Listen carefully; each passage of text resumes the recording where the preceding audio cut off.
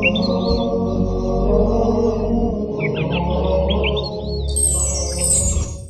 باللہ من الشیطان الرجیم، بسم اللہ الرحمن الرحیم۔ الحمد للہ الذی ہدانا لہذا وما کنا لنہتدی لولا ان ہدانا اللہ،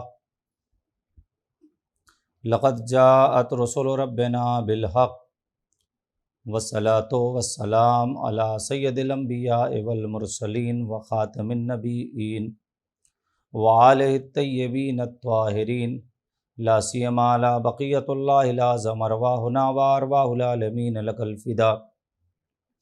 بسم اللہ الرحمن الرحیم، لا رد ولا یابس الا فی کتاب مبین۔ ناظرین کرام، السلام علیکم ورحمۃ اللہ وبرکاتہ۔ ناظرین، الحمدللہ 15 ماہ مبارک رمضان گزر چکی اور 15 پارے اگر روز ہم نے ایک پارے پڑھے ہوں تو ختم ہو چکے ہیں۔ آج 16ویں صبح ہے ماہ مبارک رمضان کی، اور آج 16ویں پارے کے سلسلے میں آپ حضرات سے گفتگو ہوگی۔ مسلسل آپ کی خدمت میں یہ بات عرض کی جا رہی ہے کہ جتنا قرآن پڑھیں سمجھ کے پڑھیں، اس لیے کہ ابتداءً آپ کی خدمت میں مولا کائنات کی حدیث پیش کی گئی تھی کہ قرآن کے 4 حق ہیں۔ پہلا یہ کہ آپ اسے پڑھیں، پھر اسے سمجھیں، پھر اس پر عمل کریں، اور اس کے بعد لوگوں کو قرآن کی طرف دعوت دیں، لوگوں کو قرآن کی طرف بلائیں۔ ہم لوگ پڑھتے تھے اور گزر جاتے تھے، اب اس سے زیادہ انشاءاللہ کریں گے کہ اس کو سمجھیں گے، جب سمجھیں گے تو عمل کریں گے۔ آئیے جلدی جلدی، چونکہ وقت کم ہوتا ہے، پروردگار ہم سب کی عبادتوں کو قبول فرمائے۔ سورہ مریم سے پہلے، چونکہ اس میں سورہ کہف کا کچھ حصہ رہ جاتا ہے، ہم 16واں پارہ شروع کریں گے تو سورہ کہف کا ابتدا میں جو کل کچھ رہ گیا تھا وہ سورہ کہف کا قصہ، اور اس کے بعد سورہ مریم اور سورہ طٰہٰ، یہ 2 سورہ اس کے اندر مکمل ہے، سورہ مریم اور سورہ طٰہٰ اور سورہ کہف۔ سورہ مبارکہ کہف کا جو حصہ کل آپ کی خدمت میں کچھ عرض کیا تھا، اور سورہ مبارکہ کہف میں ایک پورا واقعہ اصحاب کہف کا ہے، جس میں وہ تفصیل جب آپ آج ترجمے سے پڑھیں گے تو آپ جائیں گے کہ اصحاب کہف کچھ مومن افراد تھے جو اس وقت کے بادشاہ دقیانوس کے کہنے میں نہیں آئے اور اس کی باطل دعوتوں کو قبول نہیں کیا، بلکہ باطل دعوتوں سے انحراف کر کے حق کی طرف اپنا گھر بار چھوڑ کر نکل پڑے تھے۔ ان کے ساتھ میں کتا بھی تھا۔ چلتے چلتے وہ ایک غار کے پاس چلے گئے اور غار کے اندر کچھ دیر کے لیے آرام کرنے کے لیے لیٹے، لیکن پروردگار عالم نے انہیں ایسی نیند دی کہ وہ 309 برس تک اس میں سوتے رہے، اور 309 برس کے بعد جب وہ اٹھے ہیں تو انہیں لگا کہ ابھی تھوڑی دیر سوئے ہوئے تھے۔ اس کے بعد ان میں کا ایک بازار میں گیا تو اس وقت دقیانوس کی حکومت ختم ہو چکی تھی، کسی معاہد کی حکومت آ چکی تھی، اور وہ ایک تفصیلی واقعہ ہے جو آپ سنیں گے۔ اس وقت ہم اس واقعے کو تفصیل سے بیان نہیں کر سکتے ہیں۔ کہف کے بعد سورہ مبارک مریم اور سورہ طٰہٰ۔ آئیے اب ہم سورہ مریم تک پہنچتے ہیں۔ اب جب آپ پڑھیے گا، دیکھیے سورہ مریم کی کچھ فضائل جو آپ کی خدمت میں، جس کے پڑھنے کے فضائل ہیں وہ سنتے چلتے ہیں جلدی جلدی۔ روایت میں یہ ہے کہ جو شخص سورہ مریم کی تلاوت کرے گا، حضرت زکریا، حضرت یحییٰ، جناب مریم، حضرت عیسیٰ، حضرت موسیٰ، حضرت ہارون، حضرت ابراہیم، حضرت اسحاق، حضرت یعقوب اور حضرت اسماعیل علیہ السلام کی تصدیق یا تکذیب کرنے والے جتنے لوگ تھے، ان کی تعداد کے سے 10 گنا زیادہ نیکی ملے گی۔ جتنے انبیاء کا میں نے نام لیا، ان انبیاء کی تصدیق یا تکذیب، جتنے بھی افراد تھے اس وقت جو ان کی تصدیق کر رہے تھے، تو ان کی عدد سے 10 گنا زیادہ نیکی ملے گی۔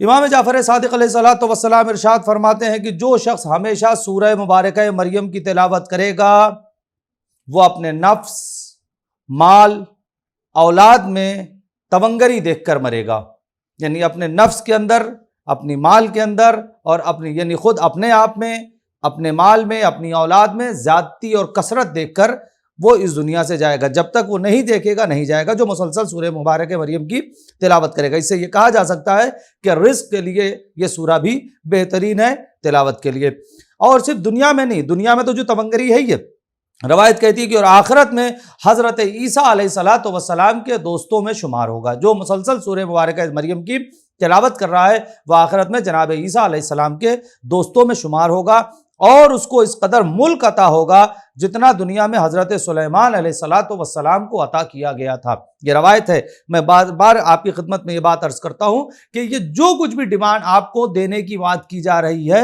یہ تبھی آپ کو ملے گا جب آپ اس سورے کی ڈیمانڈ کو پورا کریں گے.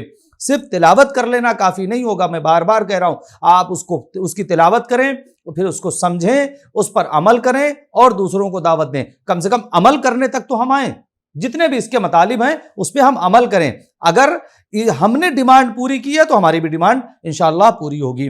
تو اس کے بعد پھر روایت میں یہ ہے، میں بہت جلدی بات کیونکہ زیادہ باتیں ہیں، جو شخص اس کو لکھ کر اپنے پاس رکھے گا وہ نیند میں اپنے لیے اچھائی دیکھے گا. یعنی وہ خواب میں اس کے لیے کچھ بہترین چیزیں جو اس کے آگے ہونے والی ہیں یا جو اس کے مقدر میں ہوگی وہ انشاءاللہ دیکھے گا.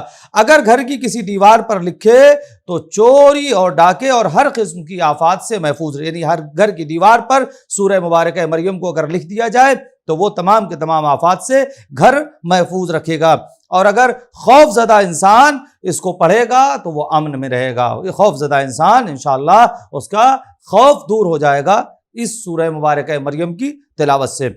اس کے بعد جب آپ اس کے مطالب میں آئیں گے تو ان میں 3 نبیوں کا ذکر کیا گیا ہے تفصیل سے. 3 نبیوں کا ذکر اس میں تفصیل سے ہے.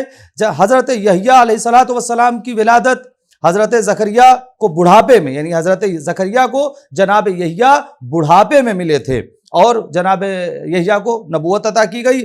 حضرت عیسیٰ کی ولادت بغیر باپ کے اور بچپنے میں گویائی عطا کی گئی، اس کا ذکر ہے تفصیل سے. اور اس کے بعد حضرت ابراہیم کی اپنے چچا کو دعوت. قرآن اس بات کو لکھ رہا ہے کہ جناب ابراہیم کے چچا بت پرست تھے. آپ اس ایک نقطے کی طرف غور کریں. پر جناب ابراہیم کے چچا بت پرست تھے. قرآن نے اس کا ذکر کیا ہے کہ جناب ابراہیم نے انہیں دعوت خیر دی، اور وہ آپ تفصیل میں جائیں گے انشاءاللہ. اور بقیہ کچھ انبیاء ہیں کہ جن کا ذکر یا برائے نام ہوا ہے یا مختصرا ان کا ذکر اس سورے کے اندر کیا گیا ہے، جیسے حضرت موسیٰ علیہ السلام، حضرت ہارون علیہ السلام، حضرت اسماعیل علیہ السلام، حضرت اسحاق علیہ السلام، حضرت یعقوب علیہ السلام، حضرت ادریس علیہ السلام، حضرت آدم علیہ السلام، حضرت نوح علیہ السلام. یہ وہ انبیاء ہیں کہ جن کا ذکر سورہ مبارکہ مریم کے اندر کیا گیا ہے.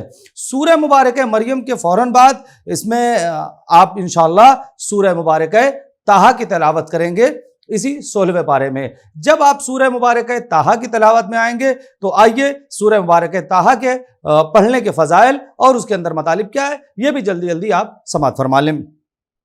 روایت کہتی ہے کہ جو شخص سورہ مبارکہ طٰہٰ کی تلاوت کرے گا اس کو مہاجرین اور انصار کے برابر ثواب ملے گا. یعنی جو مہاجرین اور انصار کا ثواب ہے سورہ مبارکہ طٰہٰ کی تلاوت کرنے والے کو مہاجرین اور انصار کے برابر ثواب ملے گا. اس کے بعد امام جعفر صادق علیہ الصلوۃ والسلام ارشاد فرماتے ہیں کہ سورہ مبارکہ طٰہٰ کی قراءت کو نہ چھوڑو. یہ بہت اہم ہے، عجیب روایت ہے عزیزان گرامی. میں نے جب سے اس کو پڑھا ہے بالکل عجیب سی کیفیت ہے. آپ سنیں، امام جعفر صادق علیہ السلام فرماتے ہیں کہ سورہ مبارکہ طٰہٰ کی قراءت کو نہ چھوڑو. اللہ اس کو اور ہمیشہ اس کے پڑھنے والے کو دوست رکھتا ہے. یعنی اس سورے کو دوست رکھتا ہے، اور جو اس سورے کی ہمیشہ تلاوت کرتا ہے پروردگار اس شخص کو دوست رکھتا ہے، اور قیامت کے دن اس کو نامہ اعمال داہنے ہاتھ میں دیا جائے گا. جو مسلسل سورہ طٰہٰ کی تلاوت کرتا ہے قیامت کے دن اس کو نامہ اعمال اس کے داہنے ہاتھ میں دیا جائے گا، اور خدا اس کی لغزشوں سے درگزر کرے گا اور اس کو اتنا دے گا. بعض روایتوں میں ثواب دے گا، بعض روایتوں میں لفظ ثواب نہیں، اتنا عطا کر دے گا کہ وہ شخص قیامت میں اور جنت میں راضی ہو جائے گا. یعنی اسے اتنا مل جائے گا کہ کہے گا بس کافی، میرے لیے اتنا کافی. اتنا خدا اس شخص کو دے گا جو شخص مسلسل سورہ مبارکہ طٰہٰ کی تلاوت کرتا ہے. اس کے بعد ایک روایت اور یہ ہے کہ جس کے پاس سورہ مبارکہ طٰہٰ لکھی ہوگی وہ اگر لڑنے والے 2 گروہوں کے درمیان چلا جائے، یعنی 2 آدمی لڑ رہے ہیں، آپ کے پاس سورہ مبارکہ طٰہٰ لکھی ہے، آپ ان کے درمیان جا کے صلح کروائیں گے تو وہ صلح پر راضی ہو جائیں گے، ان کا جھگڑا ختم ہو جائے گا اگر کسی کے پاس سورہ مبارکہ طٰہٰ ہے۔ اس کے بعد ایک روایت اور ہے، یہ بھی ضروری ہے خصوصاً ہم مبلغین کے لیے، کہ اگر کسی قوم کی اصلاح کے لیے جائے، اگر کسی قوم کی اصلاح کے لیے جائے تو اسے کامیابی ہوگی اور کوئی اس کی مخالفت نہیں کرے گا۔ یعنی جب کوئی کسی قوم کی اصلاح کے لیے جائے تو سورہ مبارکہ طٰہٰ کی تلاوت کرتا ہوا جائے، وہاں پر کثرت سے سورہ مبارکہ طٰہٰ کی تلاوت کرے، تو جو وہ بات کہے گا لوگ اس پر عمل بھی کریں گے اور کوئی اس کا مخالف نہیں ہوگا۔ اس کے بعد ایک چیز ہے، عام طور سے بعض افراد کے سوالات آتے ہیں، اس کو سن لیجئے۔ کبھی کبھی ہوتا ہے کہ لڑکے کی عمر ہو گئی یا لڑکی کی عمر ہو گئی، اچھا رشتہ نہیں آ رہا ہے، یا بچے یا بچی کی شادیاں نہیں ہو پا رہی ہیں، تاخیر ہو رہی ہیں، تو اس کے لیے روایت کہتی ہے کہ اگر شادی بچے کی نہیں ہو پا رہی ہے یا وہ جیسا آپ رشتہ چاہتے ہیں اس اعتبار کا رشتہ نہیں آ رہا ہے، تو اسی سورہ مبارکہ طٰہٰ کی آیت نمبر 131 131 اور 132 131 اور 132 131 اور 132 زعفران سے لکھ کر اپنے بازو پر باندھے تو انشاءاللہ جلد ہی بہترین رشتہ آ جائے گا، چاہے لڑکے کے لیے چاہے لڑکی کے لیے، اسے اس کے بازو پر باندھا جائے۔ اس سورہ طٰہٰ کی آیت نمبر 131 اور آیت نمبر 132 131 اور 132 اسے زعفران سے لکھ کر اپنے بازو پہ رکھے تو انشاءاللہ باذن پروردگار ایک اچھا رشتہ آ جائے گا۔ اس کے بعد جب آپ اس کے مطالب میں جائیں گے، وقت نہیں ہے کہ میں تفصیل میں جاؤں، آپ انشاءاللہ ترجمے سے پڑھیں گے تو تفصیل آپ کو مل جائے گی۔ اس میں پیغمبر اکرم صلی اللہ علیہ وآلہ وسلم کو اللہ نے ایک تسلی دی ہے اور یہ بہت اہم ہے، آپ اس کو سنیے۔ پیغمبر کو تسلی کہ آپ اپنے آپ کو زیادہ زحمت میں نہ ڈالیں۔ سورہ طٰہٰ میں پروردگار کہ آپ اپنے آپ کو زیادہ زحمت میں نہ ڈالیں۔ اس قرآن سے ہر کسی کا دل متاثر نہیں ہو سکتا، آپ غور کریں، خود قرآن کہہ رہا ہے اپنے حبیب سے کہ آپ زحمت میں نہ ڈالیں۔ پیغمبر کھڑے ہوتے تھے، پیغمبر کا پیر ورما جاتا تھا، سوج جاتا تھا، تو پروردگار کہے آپ اپنے آپ کو زیادہ زحمت میں نہ ڈالیں۔ یہ وہ قرآن ہے جس سے ہر کسی کا دل متاثر نہیں ہوتا ہے، بلکہ یہ آگے آپ جب پڑھیں گے، بلکہ ان لوگوں کا دل متاثر ہوتا ہے قرآن سے جن کے دل میں خوف خدا ہے، جن کے دل میں خوف خدا ہے انہی کا دل قرآن سے متاثر ہوگا۔ اب عزیزو، میں ایک جملہ مجھے کہنا نہیں چاہیے لیکن سن لیجئے گا، بات ہے کہ ہم اپنے آپ کو دیکھیں کہ کیا جب ہم تلاوت کرتے ہیں تو ہمارا دل قرآن سے متاثر ہوتا ہے یا نہیں ہوتا ہے۔ اگر ہمارا دل قرآن سے متاثر ہوتا ہے تو اس کا مطلب ہے کہ ہمارے دل میں خوف خدا ہے، اور اگر ہمارا دل بھی قرآن سے متاثر نہیں ہوتا ہے تو اس کا مطلب یہ ہے کہ دل میں سب کچھ ہے، خوف خدا نہیں ہے۔ اور اس کے بعد جب آپ جائیں گے تو تفصیل سے اس سورے کے اندر جناب موسیٰ علیہ السلام کا واقعہ ہے اور جناب آدم علیہ السلام کا واقعہ بھی قدر تفصیل سے سورہ مبارکہ طٰہٰ کے اندر موجود ہے۔ انشاءاللہ بقیہ گفتگو کل ہوگی 17ویں پارے کے سلسلے میں۔